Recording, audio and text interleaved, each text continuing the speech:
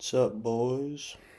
Today I'm going to be giving you guys my breakdown and reaction to every single fight on UFC 322, Della Maddalena versus Makachev. Gonna start this one off with the early prelim opener of Mateus Camilo versus Vyacheslav Borshev. And to be quite honest with you guys, I did not watch this one. But I don't think I missed much. Sounds to me like Mateus Camilo came out, and I have no idea, but he won. So Borshev should be cut. To be honest, it's terrible. He's on like a 3 or 4 fight losing streak, and yeah, UFC needs to get rid of him. Good win for a young Mateus Camilo. Let's see if he can keep it going in the right direction in his next bout. In the second fight of the night, Bysangor Susurkayev took on Eric Makachev, and Makachev has given Susurkayev some troubles in the first couple of rounds. I'd say I feel like the first round was probably scored to Makachev, and then Susurkayev kind of got going and kind of entered a flow state, got his rhythm, and was able to knock out Makachev in the third round. Pretty Looney Tune-esque fall for Makachev. Legs locking up, trying to catch himself from falling. He's walking all over the place, ends up face planting into the octagon floor. But a good win for Susurkayev. Shows that he's human. He has a lot of hype. Ends up calling out Bo Nickal after the win, which in the moment I thought wasn't a terrible call out, but based on what Bo Nickal did later on the card, I don't think there's any shot that Susurkayev gets Bo Nickal next. But yeah, Susurkayev looked human. He looked tired. I think he did a good job at mixing in the grappling, but I don't think he was prepared to mix in the grappling. It sounded like that wasn't a part of their game plan, the grappling side of things. But he took it there quite a bit. Kind of just tried to show that he was stronger than Makachev, which he was, but he paid the price for it. He was very tired in his interview after the fight, but luckily was able to get it done in the third round and keep his 100% finish rate alive. So we'll see who they give Susurkayev next. I don't think it's going to be Bo Nickal, but a good win for Susurkayev. Did what he was kind of supposed to. It took him a little bit of time, but ended up getting it done.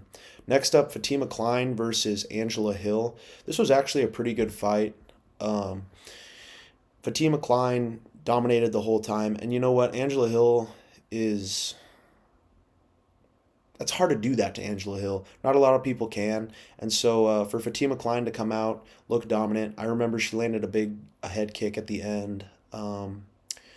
Maybe wobbled Angela Hill. But anyway, landing big strikes like that the judges like to see. And was able to string a bunch of those together and defeat Angela Hill. Good to see a young buck like Fatima Klein climbing up the division. Should get a ranking next to her name. She probably already has one, but as of recording this. But a good win for her, and we'll see who they match her up next. We'll see who they match her up with next. Anyway, we're moving on to Chepe Mariscal versus Pat Sabatini. I was pretty high on Chepe Mariscal, to be honest, in this one, and he just got out grappled. Once Sabatini got his hands on Chepe, he was able to take him down, get the triangle or the body triangle, and control him. There was times when I thought Chepe was gonna, break out of it and start really taking the fight back into his own hands, but it never ended up getting there. Pat Sabatini just out wrestled him, out scrambled him, got dominant positions, and he was able to do stuff with those dominant positions, unlike somebody up later in the card, the new double champ. But anyway, Sabatini gets it done. 35-year-old prospect. Both of these guys, I think, are going to sit right around that unranked to number 15, 14 range, and probably be gatekeepers here for a while. So that was a pretty good fight.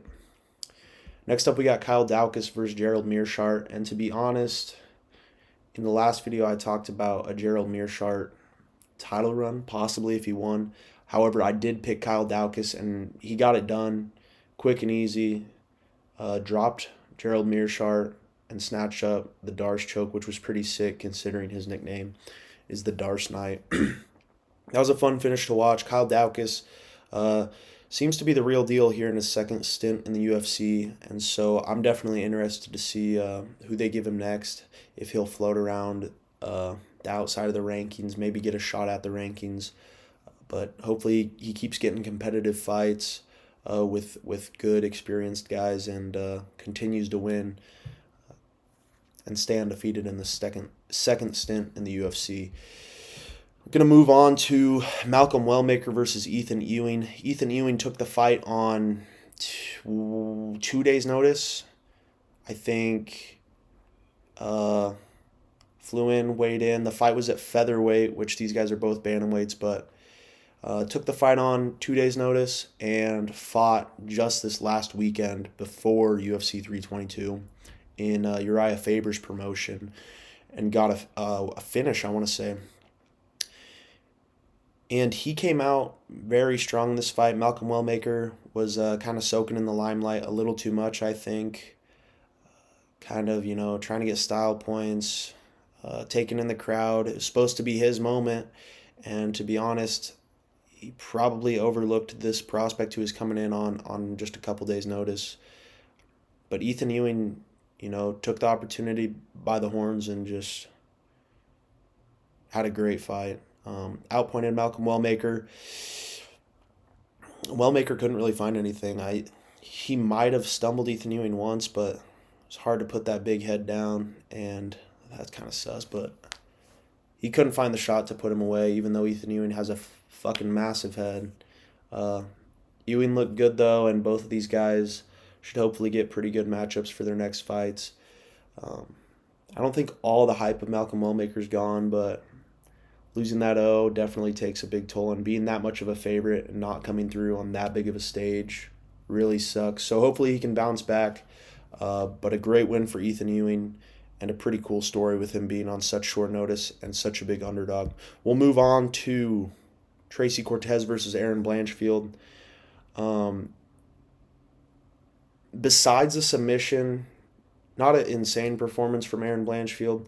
I'd say she probably did what she should have done to Tracy Cortez. I don't view Tracy Cortez as that great of a fighter, especially not as good as people like Erin Blanchfield, Rose Namajunas, and that top section of the women's flyweight division. So a good win for Erin Blanchfield. I'll be interested to see who they put her with next, but she got the submission, so I mean, any finish in a women's fight is pretty impressive. And so Tracy Cortez will have to go back to the drawing board, maybe just go full-time social media and try to get all the male fans of the UFC watching her Instagram instead of her shitty fights. Anyway, we're going to move on to Gregory Rodriguez versus Roman Kopylov, and picked Gregory Rodriguez in this one. I'm going to try to only tell you guys the ones I picked correctly. It was not a good week for picks again. But like I said, you guys should definitely fade me. Rodriguez came out strong. Kind of manhandled Roman Kopylov. Made it look like he wasn't supposed to be there. And I think Kopylov is not very good. Like I said in my picks and predictions video, I look back at his record and like his biggest win is Chris Curtis. And so I just don't rate that. Gregory Rodriguez has some really good wins. I think Jun Seung Park, the Iron Turtle. Who did he just beat? I don't know. Somebody better than Chris Curtis. I could think of it if I took the time. But my point is Roman Kopylov is pretty bad. And I'd maybe like to see him fight Bo Nickal. I could see that as a good fight that they could line up. Although I also did see Bo Nickal versus Sharon Magomedov, which I would like to watch as well. Gregory Rodriguez looked bigger, better, faster, and stronger, and got the unanimous decision win over Roman Kopylov, so maybe he'll be looking back into the rankings here again soon. Moving on to the final prelim of the night, Bo Nickal took on Rodolfo Vieira, established jiu-jitsu practitioner versus a great American wrestler. And Bo Nickal looked pretty dominant the whole fight. Nothing too exciting. He's throwing some big uppercuts and overhands, but kind of how I predicted. Uh, but nothing too crazy. I kind of thought it was going to end up just like the Paul Craig fight, kind of an underwhelming decision. But he was able to feint a punch, throw a huge head kick, and knock out Rodolfo Vieira in the third round. Pretty badass from Bo Nickal. Puts him back on track. But I think they need to take it slower this time. I know there was no way of knowing that RDR would be as good as he is when they matched him up the first time. But I think they should definitely keep taking Bo Nickal nice and slow up the rankings because he's promising. Obviously made improvements from his last fight to this fight. And a great win for Bo Nickal. He really freaking got it done, and he freaking hates all the fans. He was flipping off the crowd, saying freak because he couldn't say fuck on ESPN, I guess. So that was pretty freaking weird, but Bo Nickal gave the crowd the double birds, kind of turned heel, and got a great win for his career, put him back on track, and now I think he has even more haters than he did before, so it's interesting. His career has taken like a full 180 of not everyone's favorite prospect, because people were hating on him before, but now nobody fucking likes him. But it was a great win for him, and I'll be rooting for him next time he's out. America needs a champion, and I don't know if he's the one to do it, but may as well give it a run, give it a go. So Bo Nickal gets it done with the head kick KO. Sometimes I'd be rhyming on here, guys, and I don't know, I feel a little dangerous, like I could, I feel like Drake or somebody. But we're going to move on to BSD versus Beneil Dariush. And BSD made this shit look easy. Honestly, super fun string of fights here. Went from dominating win for Gregory Rodriguez, a sick head kick KO for Bo Nickal, to a 16-second TKO of Beneil Dariush. He got fucking killed by BSD. I picked Beneil Dariush. This is one of the 6 that I missed. But BSD came out and looked like the prospect that he was hyped up to be before he fought Dustin Poirier. And Beneil Dariush came in, missed weight. And I think he was just off, to be honest with you. And BSD took advantage of it. Made it look like easy work. And I'm excited to see what's next for BSD. I would say some cool matchups I've seen is maybe Dan Hooker off of a loss. I think that one would be fun. Michael Chandler fight would be sweet. After that performance, I think Michael Chandler definitely has to entertain that thought of that fight. So good KO from BSD. He's going to stay hot with the win streak and hopefully look up the rankings now and not get fraud checked again. So going to move on to Carlos Prates versus Leon Edwards. Probably my favorite fight of the night. I love me some Carlos Prates. Got to watch him in Kansas City. He sadly was not able to get it done against Ian Gary. But I remember that fight in the 5th round. Prates starts to stumble him, gets him, kind of makes him fall to the ground and starts some follow-up shots. But then I think he gassed himself out, was a little too tired to, go all in on the finish. But my heart was racing like a motherfucker when he had Ian Gary almost finished. But Prates is heading back in the right direction. And a sweet knockout of Leon Edwards. Fucking left hand right down the pipe. Literally straight into his chin and just sits him down out cold. It was fucking badass. And then another one of my favorite parts of this fight was when Leon Edwards had the body triangle, or had his hooks in, standing up at least, and was just doing some little pussy ass punches to Carlos Prates' face. And Prates finds the camera and just makes a face like, what in the fuck is this guy doing? This doesn't hurt. These are stupid ass shots. And eventually Leon couldn't keep control of him anymore. His legs got tired. They ended up back on the feet, and Prates, I think I said this in my prediction video. I'll have to go back and check, but a finish with the left hand was definitely what I was banking on. I might have even said round 2 KO, so pretty fucking sweet finish for Carlos Prates, and it'll be interesting to see who he gets next. He was calling for a title, but people like Morales, and if Ian Gary can get a finish against Bilal, which I highly doubt it, they're going to be standing in the way of him getting his title shot. So next up, we got Michael Morales versus Sean Brady. Morales was, I think he was dead ass twice as big as Sean Brady. Um, Went in there, and I think Brady should went for the takedowns more. Tried to like feel him out on the feet first, and that was just a dumbass idea. Morales is too good of a striker, and put him down, stumbled him, had him like falling away, running away, fucking face plants down, TKOs him. Really cool finish for Michael Morales. And this welterweight little tournament they got going on right now with Randy Brown, Gabriel Bonfim, Carlos Prades, Leon Edwards, Michael Morales, Sean Brady. I might have already fucking said it, but Ian Gary, Bilal. I mean, all these welterweight fights, including the main event even, have been badass to watch. I mean, the main event wasn't badass to watch, but I'm having fun watching the welterweights go at it, and Michael Morales gets it done with a TKO, punching the shit out of Sean Brady to keep his hype going, keep his undefeated streak. So that was exciting as well. Moving on to the co-main event, shit was boring as fuck. Valentina Shevchenko has stunk it up the last 3 times she's been out, probably more than that. But the last 3 times have been awful. She's had big stages, and she's done nothing of note. She's dominated them, she's held them down, out-grappled them, but that's just about it. No serious threats of finishes. It's been agonizing and painful to watch. Need to get her on a fight night. I saw Guru talking about that, but need to get her off these pay-per-views because this shit stunk up the great main card. I mean, we start off with what, 3 knockouts in a row, just fucking nasty sweet knockouts, and then Shevchenko sits in there for 25 minutes and stinks it up. Anyway, takes 2 to tangle, and Weili Zhang Weili, whatever you want to call her, didn't have anything for Shevchenko. Coaches didn't seem to be helping. She looked small. She needs to head back to strawweight. It was cool while it lasted, but just a shitty fight.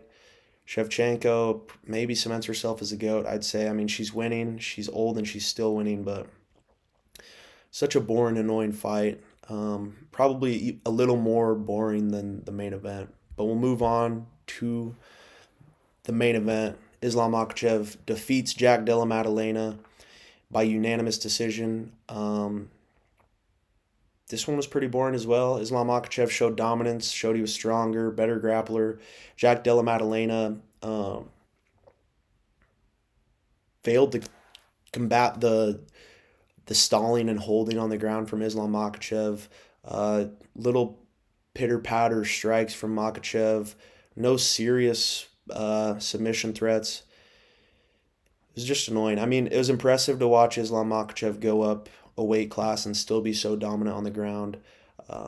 Della Maddalena did a great job at making sure that there was no serious submission threats from Islam, but just led to a boring fight. Maddalena couldn't get anything done on the feet. I mean, every single round you knew it was coming, similar to the Khamzat Dricus Duplessis fight not too long ago. You knew the takedown was coming. You knew he was going to get held down. And towards the end, JDM started looking defeated, had a weird, mad, sad, pouty look on his face, just getting his ass beat. He knew it was over. And Islam Makachev gets it done, becoming the 11th double champ in UFC history. So, I mean, impressive. I'm be interested to see who they match up Islam Makachev up with next. Seems like they're trying to push for Kamaru Usman, which I don't think he's earned it. I mean, he's obviously a GOAT, but he's inactive and hasn't. I mean, he's fought one time in the last probably 2-3 years. Speaking of 2-3 years, I think everybody gets to go with Islam to Dagestan for 2-3 years now. Excuse me, but good win for Islam. Main and co-main, it really sucked that they stunk up the card so bad because this was on pace. Like, if JDM would have knocked out Islam in the 4th round, this card would have been fucking unbelievable. It was still a pretty good card. Lots of good knockouts and submissions. like I said, the start to the main card was fucking badass. But another thing I want to touch on uh, that happened at UFC 322 that I think a lot of people have heard of. Uh, my coworker today, first thing he asked me when I got in was like, what was the deal with the fight that broke out in the crowd? Was it staged? Whatever. So I had to explain to him about Dillon Danis and Jean Pork, and how Dillon Danis is McGregor's BJJ coach. They've got this long feud. Danis talks shit online. Anyway, explain all this to my coworker today, so I figured I'd let you guys know what happened if you were not tuning in. Uh, Islam's team was sitting in the crowd. I think Dillon Danis was walking around where he wasn't supposed to be in the fighter area. One thing leads to another. John Pork has Dillon Danis bent over, swinging overhands on the back of Dillon Danis' head. Led to some pretty funny videos. I mean, I think both sides need to be held accountable. It kind of sounds like Dillon Danis is the only one being reprimanded or like getting consequences for his actions. I mean, it's kind of a gross thing to see. It gets clicks. People think it's funny or whatever, but I don't know. You'd think the UFC would have that kind of shit handled, but like I said, both sides should probably get in trouble for it. But it was pretty funny to see Dillon Danis laying on his back, clips of him kicking his feet up. He got red shoes, just kicking up in the air, trying to defend himself from a 10v1 against the Dagestanis. So overall, a good night of fights. Some crazy shit on the side with Dillon Danis versus John Pork, but really enjoyed it. Enjoyed eating my Wingstop while not paying attention to the Shevchenko versus Zhang fight because that shit was boring as fuck. Carlos Prades, Bo Nickal, Michael Morales, BSD all came through with some fucking sweet knockouts. So I enjoyed watching that, and I hope you guys enjoyed watching the video. Thanks for tuning in, and like, subscribe if you would, and I'll talk to you guys next time.